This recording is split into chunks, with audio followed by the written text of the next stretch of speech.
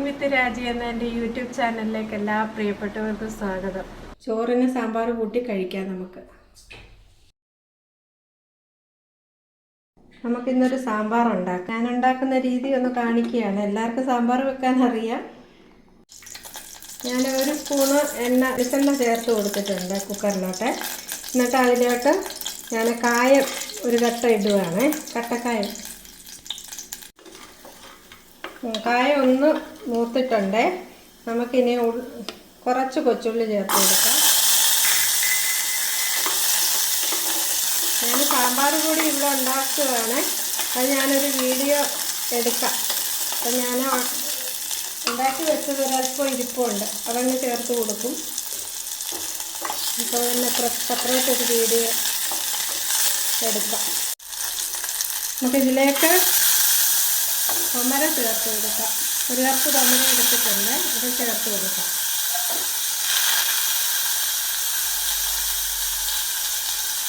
ഞാൻ മസാലപ്പൊടിയും, അതായത് ഇറച്ചിക്കറിക്ക് ഉള്ള മസാലയായാലും മീൻകറിക്കുള്ള മസാലയായാലും എല്ലാം വീട്ടിലുണ്ടാക്കുകയാണ്.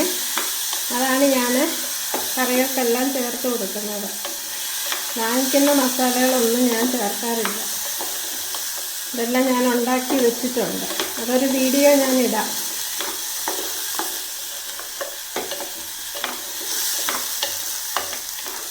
നമുക്ക് കുറച്ച് ഉപ്പൂടെ ചേർത്ത് കൊടുക്കാം. എന്നിട്ട് നമുക്ക് വെള്ളം ഒഴിച്ചിട്ട് ഇത് വേവിച്ചെടുക്കാം.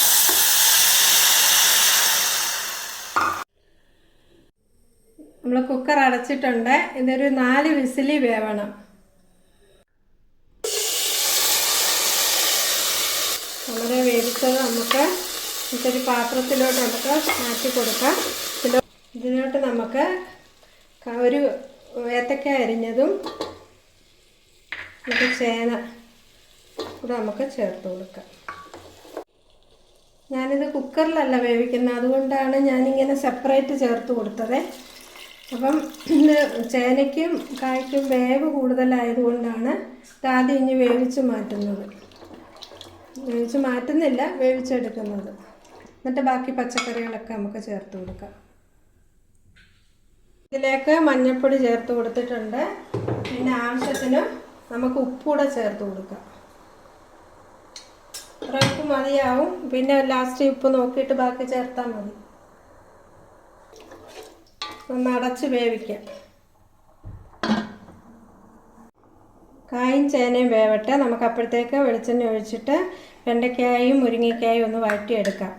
ഇതെല്ലാം കൂടെ ഒന്നിച്ചിട്ട് കുക്കറിലിട്ടായാലും വേവിക്കാം. പക്ഷെ നമുക്കൊരു സമയമുണ്ടെങ്കിൽ നമുക്ക് ഇതേപോലെ വ്യത്യസ്തമായ രീതിയിൽ നമുക്ക് രുചികരമായി ഉണ്ടാക്കാമോ എന്ന് നമുക്ക് ട്രൈ ചെയ്ത് നോക്കാം. അപ്പോൾ അങ്ങനെ എല്ലാം കൂടെ ഒന്നിച്ചിട്ടും വേവിക്കാം. സമയം കുറവാണെങ്കിൽ അങ്ങനെയൊക്കെ തന്നെയാണ് ഞാൻ ചെയ്യുന്നത്. പിന്നെ ഇന്ന് ഇച്ചിരി സമയം ഉണ്ടായതുകൊണ്ട് ഇപ്പം രുചികരമായിട്ട് എങ്ങനെ സാമ്പാർ ഉണ്ടാക്കാം എന്നൊക്കെയാണ് ഈ രീതിയിലൊക്കെ ഉണ്ടാക്കി നോക്കാറുണ്ട്. എണ്ണ ചൂടായിട്ടുണ്ട്. നമുക്ക് വെണ്ടയ്ക്ക ഇട്ട് കൊടുക്കാം. വെണ്ടയ്ക്കായും മുരിങ്ങയ്ക്കായും വെണ്ടയ്ക്ക ഒന്നും ചൂടാകുമ്പോൾ മുരിങ്ങയ്ക്കായും കൂടെ നമുക്ക് ചേർത്ത് കൊടുക്കാം. സമയമുണ്ടെങ്കിൽ ഇങ്ങനെയൊക്കെ നിങ്ങൾ ചെയ്ത് നോക്കണം. നമ്മൾ എന്നും ഒരേ സ്റ്റൈലിൽ തന്നെ സാമ്പാർ ഉണ്ടാക്കിയ ഒരു രുചികരമായിട്ട് തോന്നത്തില്ല, എന്നും ഒരേ ടൈപ്പിൽ. അപ്പം അത് വ്യത്യസ്തമായ രീതിയിലൊക്കെ നമുക്ക് ഇങ്ങനെയൊക്കെ ട്രൈ ചെയ്ത് നോക്കാം. ഇത് നമുക്കിനി കോരിയെടുക്കാം. ഒന്ന് ചൂടായിട്ടുണ്ട്. അപ്പം ഇനി കോരിയെടുക്കാം. ബാക്കി നമുക്ക് കഷ്ണങ്ങളെല്ലാം കിടന്ന് തിളയ്ക്കുമ്പോൾ അതിൻ്റെ കൂട്ടത്തിൽ കിടന്ന് തിളയ്ക്കും. ഇങ്ങനെയൊക്കെ സാമ്പാറൊക്കെ ഒന്ന് ഉണ്ടാക്കി നോക്കണം ഇടയ്ക്കൊക്കെ സമയം പോലെ. എല്ലാവർക്കും ഇഷ്ടപ്പെടും ഇങ്ങനെയൊക്കെ ഉണ്ടാക്കിയാലേ. ഗസ്റ്റൊക്കെ വരുമ്പോഴോ ഒക്കെ ഒന്ന് വ്യത്യസ്തമായ രുചിയിലൊക്കെ ഒന്ന് ഉണ്ടാക്കി നോക്കണം. കോരിയെടുക്കാം. കടുവറുത്ത് മാറ്റി വെക്കാം. നമ്മൾ സാമ്പാറിന് കടുവറക്കുമ്പോൾ നമ്മൾ അല്പം ഉലുവയും കൂടി ചേർത്ത് കൊടുക്കാറുണ്ട്. പക്ഷെ ഞാൻ ഈ പൊടി ഉണ്ടാക്കിയപ്പോഴേ അതിനകത്ത് ഉലുവ ചേർത്തിട്ടുണ്ട്. അതുകൊണ്ടാണ് പിന്നെ ഞാൻ ഉലുവ പ്രത്യേകം ചേർത്ത് കൊടുക്കാൻ.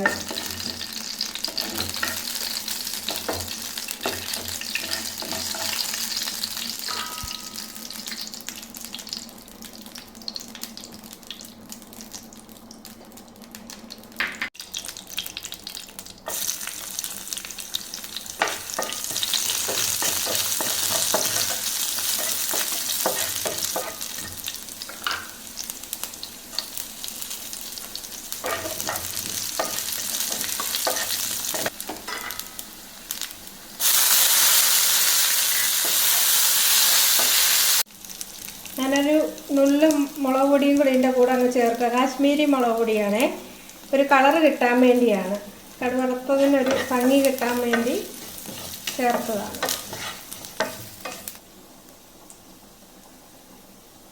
നമ്മൾ സ്റ്റൗ ഓഫ് ചെയ്ത് ഇതങ്ങ് മാറ്റി വെക്കാം. നമുക്കിതിലേക്ക് പച്ചക്കറികൾ ചേർത്ത് കൊടുക്കാം.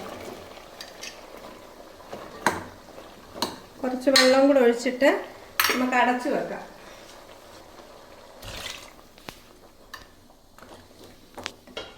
അടച്ച് വേവിക്കാം. വെജിറ്റബിൾ എല്ലാം വെന്തിട്ടുണ്ട്. നമുക്കതിലേക്ക് വഴറ്റി വെച്ച മുരിങ്ങയ്ക്കായും വെണ്ടയ്ക്കായും കൂടെ ചേർത്ത് കൊടുക്കാം.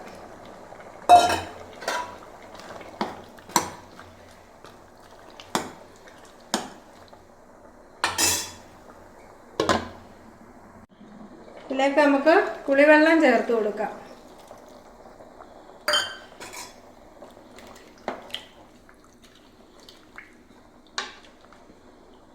ഇതിലേക്ക് നമ്മുടെ സാമ്പാർ പൊടി ചേർത്ത് കൊടുക്കാം. ഞാനിതിൻ്റെ വീഡിയോ ഇട്ടേക്കാം, ഞാൻ എങ്ങനെ ഉണ്ടാക്കുന്നതെന്ന്. വളരെ ടേസ്റ്റിയാണ്. അത് ആവശ്യത്തിന് പൊടി ചേർത്ത് കൊടുക്കാം. ഇനിയിപ്പോൾ നാളത്തേക്ക് എന്തായാലും, നാളത്തേക്കല്ല, അടുത്ത ദിവസം സാമ്പാർ വെക്കുമ്പോൾ പൊടി വേണം. ഇനി ഇത് ഇത്രയും ഇപ്പോൾ ഇതിന് ചേർത്ത് കൊടുക്കാനുള്ളതേ ഉള്ളൂ. അപ്പോൾ ഞാൻ വീഡിയോ ഇട്ടേക്കാം. അപ്പോൾ മാത്രമല്ല, എല്ലാ പൊടികളും എല്ലാ മസാല മിക്സുകളും ഉണ്ടാക്കുന്ന വീഡിയോ ഇടാം. ഇതൊന്ന് തിളയ്ക്കണം ഇനി നല്ലോണം. ഇച്ചിരി വെള്ളം കൂടെ ചേർക്കണം. ഒരല്പം വെള്ളം കൂടെ ചേർത്ത് ഒരല്പം വെള്ളം കൂടെ ചേർത്ത് നമുക്ക് ഇനി അടച്ചു വെച്ച് വേവിക്കാം. നമ്മുടെ സാമ്പാർ റെഡിയായിട്ടുണ്ട്. നമുക്ക് കടുക് വറുത്തത് ചേർത്ത് കൊടുക്കാം. ഫോർ ടേസ്റ്റും ഉണ്ട്, മണവും ഉണ്ട്. നല്ല സാമ്പാർ റെഡിയായിട്ടുണ്ട്. നമുക്ക് ഇഡ്ഡലിയുടെ കൂടെ കഴിക്കാം, ഉച്ചയ്ക്ക് ചോറിന് കഴിക്കാം. ഇപ്പം ഞാൻ ചോറിന് സാമ്പാർ കൂട്ടി കഴിക്കാം. നമുക്ക് കണ്ട വെണ്ടയ്ക്ക് ഒട്ടും വെന്തുടഞ്ഞിട്ടില്ല, അതേപോലെ ഇരിക്കുന്നു. നല്ല ഇങ്ങനെ ഉണ്ടാക്കിയാൽ എല്ലാവർക്കും ഇഷ്ടപ്പെടും. വീട്ടിൽ ഗസ്റ്റൊക്കെ വരുവാണെങ്കിൽ ഇങ്ങനെ ഉണ്ടാക്കി നോക്കണം.